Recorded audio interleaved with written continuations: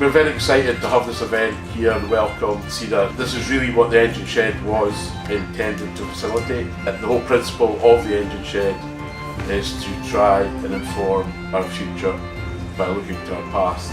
And I think as we look to facilitate a just transition for the built environment, having these discussions is really important.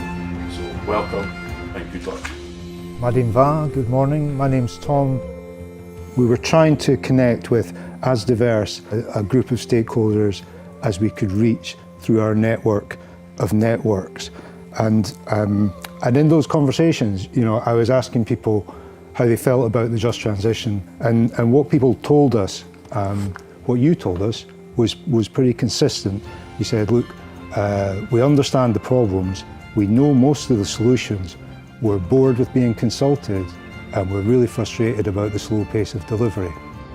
Our sector is super siloed. There's loads of people doing really fantastic stuff out there, delivering the transition, but they're just not well connected to each other. Too often people are repeating what's been done before and working in parallel with others without knowing it. And for delivery, that's just not efficient. The just transition in construction and the built environment is a team sport. Just transition means that in transitioning to a zero carbon economy, people and communities are not negatively impacted by that. So people who are already in poverty, there's a lot, that situation should not be exacerbated. But it should also mean that the industries that are currently successful, that are carbon intensive, the people who are employed in that should not find themselves in the position that people were post the coal industry. I think one of the most important things in delivering the just transition is collaboration. It's not going to be just one thing. It's not going to be just finance or just policy or just health benefits. It's going to be making sure that there's a real interconnection between all of those aspects. How do we get from the present to a net zero future and bring everyone with us? Building resilient places that support well-being, that support the natural environment, that encourage community cohesion, that support local economies. I think these are all really important things that we need to be centering in our placemaking. Fast-paced, day-to-day, million Teams notifications, million emails. Very few of us have the luxury of being able to sit and think strategically, what is the future that we want? We're facing an existential crisis, and that's really scary, and the position that leaves a lot of people in, myself included, is paralysis, and you don't do anything because you can't, it's too overwhelming. So I think holding on to that hope is really, really important, and the risk is losing that.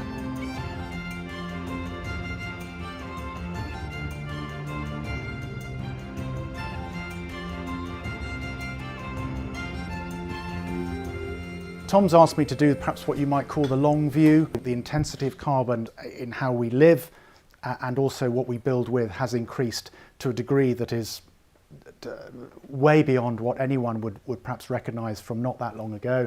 This is a building quite close to where I live, a turf gable, possibly clay bonded masonry for the lower part and a version of thatch. That building now looks like this. So in terms of the circular dust to dust, ashes to ashes, which is our own fate, so in the same token this building did that journey. There's stuff here that's gone away to the soil from which it came. The materials that are going into this are probably quite high embodied carbon. The bricks, colliery bricks, made as a side process of the oil shale industry in Scotland. Cast iron roans down pipes, concrete, cement, and everything. So that is quite probably in terms of carbon reasonably heavy, but it's still with us. The carbon is now done. Knocking it down and building a lower operational carbon model, I don't think is the answer. I think the emphasis is on making better use of existing assets. I mean, that's the direction to travel. How much do you see this shift, this refocusing on retrofit and refurbishment coming in rather than new build, or is new build still? People still want a new build, but we've seen, I mean, we work nationally, not just in Scotland, so we're sort of seeing the new build work in city centre London sort of drying up now, and a lot of that's retrofit, and that'll sweep north, but people do want a nice shiny building, I suppose. But there's no better way to save carbon than use what's already there, is there, in refitting it. The replacement rate in Scotland of buildings is less than 1.5% per year. So most of their buildings that are going to have to cope with this scary future climate are already here. We don't know what the future's going to be, so we have to go for solutions which respond to the widest range of possible futures. Don't try and pick a winner. We have to think about flexible solutions which can be adapted and upscaled as time progresses and as we see triggers of change. We are all generally aware that a move to a just transition has so many positive benefits, not just for us in the immediate term, but in the longer term for our children, our grandchildren, future generations. How do we get that awareness raising out? How do we raise that awareness to others so that they see this as a good thing? Having worked with a number of communities on how to inform this behavior, you can't change behavior that easily. If we were to be able to change climate change attitudes and behaviors, we would have solved a generational problem in one go. A lot of people live in boxes and they don't want to look outside of it, but that is the barrier. And also a lot of my friends who are now retired, they've got the money, don't want to know anything else. They say, I've done my bit, I don't want to be involved anymore. Tell people what to do, they immediately come back and say no. But also we're in this huge epidemic of misinformation. So the minute we try and put out basic things on social media, they're hit back constantly with don't believe in climate change, COVID was made up, fix the potholes instead. Yeah. So how do you foster that change without telling people what to do, but when you are sharing information they're not wanting to engage with it? Do we use awareness raising to make it socially unacceptable to do stuff that is clearly detrimental to our future and other people's future? Is it all right to do that? I think you have to look at kind of positive examples of instances where there has been that behaviour change. So I suppose smoking cessation is probably a really good one and encapsulates lots of different elements. So you've got kind of higher taxation or cost on cigarettes. There's concern around one's health, and then there's technology, so vapes coming in. So that's a whole kind of system there working together to reduce smoking, and for all intents and purposes it's worked, and it's worked really well. That's in my opinion, the model that we should be using for kind of just transition, decarbonisation, reaching net zero. The whole way we do stuff needs to be reconsidered, but we haven't got time. We haven't got 30 years, 25 years to make those changes, and that's what an emergency is. When you've got an emergency, take drastic action.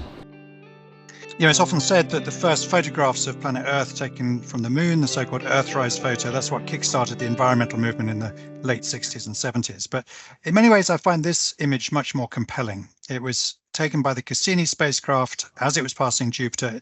It turned around and took this photograph of planet Earth. And you can see that we're just this kind of pale blue dot isolated in space. And I think it's clear from this that no one is coming to our rescue. Whatever happens is up to us. And currently there are a lot of powerful people who'd like you to believe that technology has all the answers. I don't believe that's the case. I think technology has some of the answers, but we actually need broader cultural change. We need to leap right now to the next stage of our evolution. Our built environment is to a large extent a reflection of the way we see ourselves as humans. So if we take the view promoted by neoliberal economics that humans are basically selfish, savage individuals in a zero-sum game of survival of the fittest, then it leads to urban forms like this, very isolated buildings with very low levels of social cohesion. If, on the other hand, we took a more enlightened view of human nature, then I think it would lead to examples like the 15-minute city, modeling them on ecosystems. And what I mean by that is considering each element of that city as the equivalent of a species, and getting the resource flows to interconnect so that the waste from one part of that system becomes the input for something else in that system. The whole thing about placemaking and bringing people into that, into the towns to experience something and spend their money there rather than Amazon and get stuff delivered and just click buy.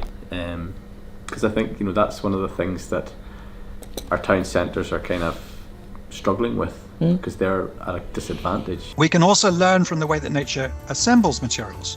So if you look at these shells under a powerful microscope, you can see that they're made out of these layers of calcium carbonate discs connected together with a flexible protein. And that gives it amazing resistance to cracking.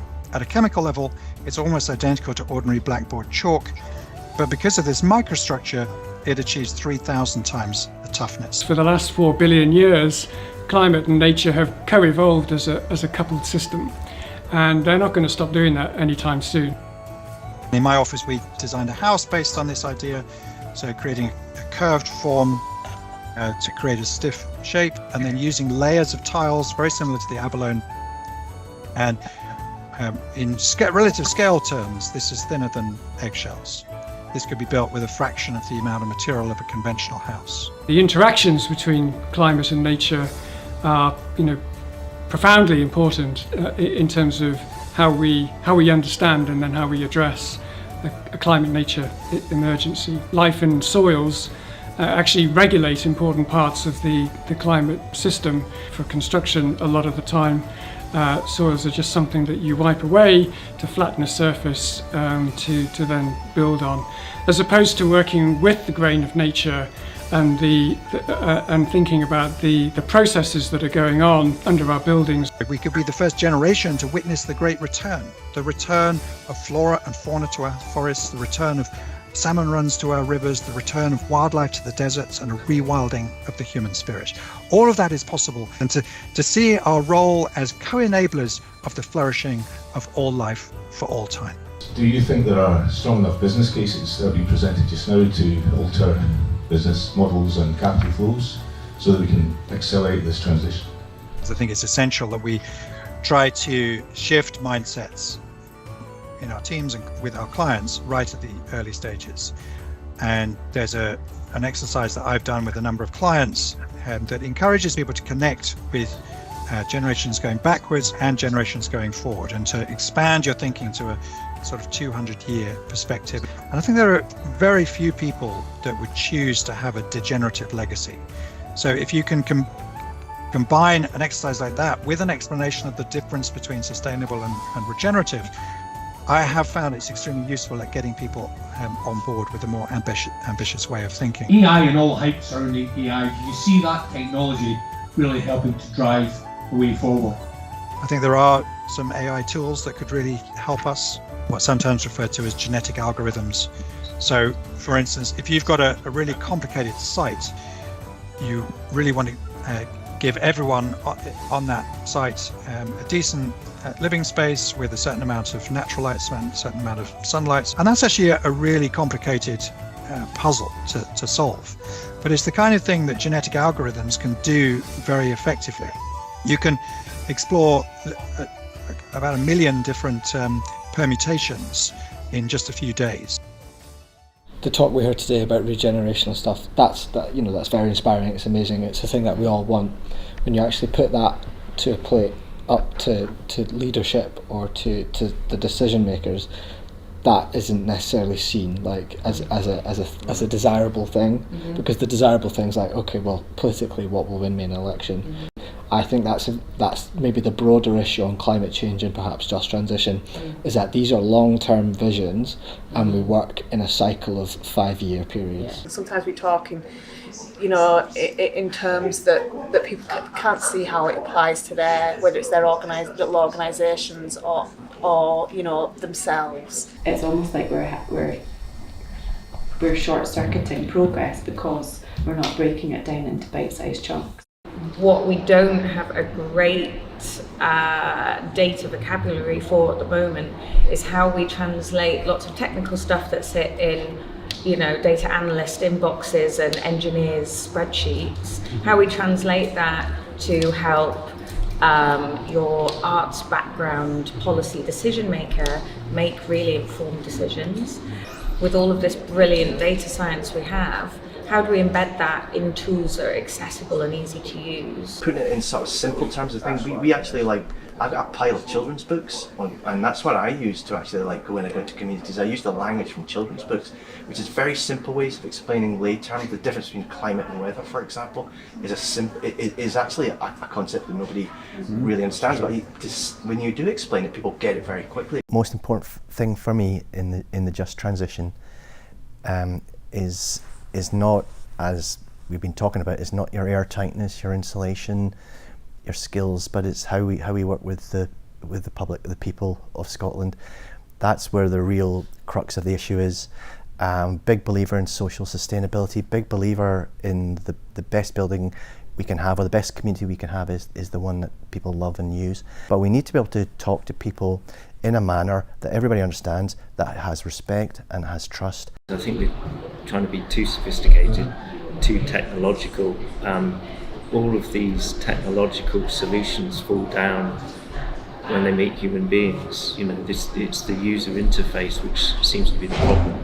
And I think then there needs to be some very focused sort of empirical testing of things. Like the BRE used to have their BRE house where they tested, you know, different ways of building a house for sustainability, but perhaps they didn't have a family live in that house for 2 weeks and see how these things actually worked in practice. So it's that sort of level of very specific, proper real world testing things. The only way that we're going to be able to do what we want to do is to make lives better for people. Like, we need to give them heat and hot water, and that's not what's happening just now. If we now go in and try and participate with the community, they are so fatigued, they're just not interested in speaking to us. So somehow we have to get things back to a level of communication which is very simple. So the ideas you're showing, I think they're fantastic. They're so visionary. I'm another architect. I totally appreciate them. But how do we actually start getting that message across to the general public? Working within the peripheral states in Glasgow, they're not going to listen to us. So if you have any kind of hints about how we might actually start to take some of these ideas to a level that people will understand. The former mayor of Bristol, George Ferguson, had a good way of capturing this where he said consultation without inspiration is hopeless, and it's really important to involve inspiration in any kind of consultation process so that people get a sense of what is possible, and that's an essential part of raising the level of ambition. I'd still acknowledge that it is a difficult task, and I'm not suggesting for a moment that it is easy, and I think that is a very worrying issue. I can remember as a teenager, the future was always something that was sold to us as something that would be inevitably better and better. And I think sometime around sort of late 90s, we lost that. And so I hope that by practicing more unifying ways of communicating with each other, we might be able to restore that faith in the possibility of a positive future. I think we need to look at our current state, where we are, our future state, where we want to or need to be, and then that informs the action state. How are we going to get there? But it needs to be including everybody in that. So a just transition is inclusive, it's accessible, and we need to hear different voices. If we can map the landscape we're trying to cross, then by doing that, we can create more visibility of that landscape and who the stakeholders and actors are within that ecosystem in Scotland here in the built environment, so that we can better connect for collaboration and for coordinated action. We're just going to invite the 5 facilitators to kind of capture all that wisdom you've been sharing, drawing out the key things from the different groups and the conversations that happened. Starting with some issues that were highlighted was the idea of false narratives and conspiracy theories, which also includes the idea of endless growth and how do you overcome that very compelling way of visualizing the future. It's not just telling stories, but listening to stories. Are we listening well enough? The way we are at the moment, we need to get better at listening. And governments are rolling back on their commitments. They say they're going to do stuff and then they don't do it, or they'll make an excuse for not doing it. And as we try to move towards a just transition, there's going to be a real risk of the public just not trusting what they're being told. The planetary emergency should probably be an apolitical issue that people are able to rally around. People aren't hearing about the things that are being done at that low grassroots level. And actually those are the projects that inspire us. But we don't have these networks in place. And we don't see ourselves as part of nature. That's another risk. This is all an external thing. We're doing the just transition, not for us as humans, but for nature. So we need to change that story so that the just transition is something that we're doing for us. Construction, as we practice it now, does not fear and respect nature, it ignores and it abuses it. And that's a fundamental part of the culture that we need to change. Our culture change is really hard to do, but we've got to do it.